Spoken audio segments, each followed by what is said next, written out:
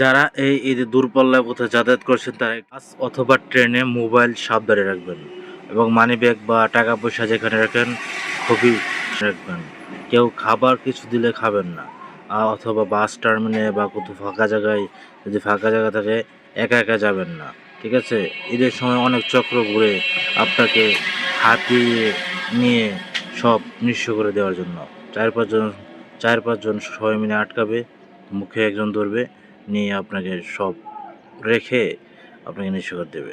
ঠিক আছে? যাওয়ার ক্ষেত্রে আপনি অবশ্যই সাথে একজন কেউকে নিয়ে যাবেন, অথবা কেউ যদি খাবার কিছু দেয় তা খাবেন না।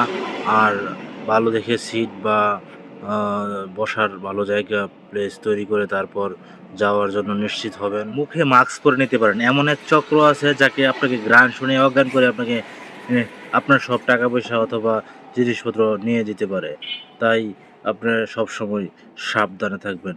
আর অবশ্যই কোনো মাইক্রোবাসে উঠবেন না আপনার যদি ৪-৫ জন না থাকেন, কারণ ওরা এমন চক্র আছে যারা মাইক্রোবাস আগে ফিল আপ করে থাকে, শুধু ১ সিট বা ২ সিট খালি রাখে। তারা ওই লোককে ধরে তাদেরকে যাতে নিঃস্ব করে দিতে পারে। ঈদের যত মালামাল আছে বা টাকা পয়সা আছে তা রেখে দিতে পারে। তো যাতায়াতের ক্ষেত্রে যারা অনেক বেশি দূরে যাবেন বা ওই অনেক বাড়িতে যাবেন, তারা অবশ্যই একটু সাবধানে থাকবেন, সাবধানে চলাচলা করবেন। এই ঈদের জন্য আপনাদের জন্য সবার জন্য রইল শুভকামনা। ঈদ মোবারক। আর যদি আমার চ্যানেলটা ভালো লাগে দয়া করে সাবস্ক্রাইব করবেন এবং লাইক দিবেন, কমেন্ট করবেন। ধন্যবাদ।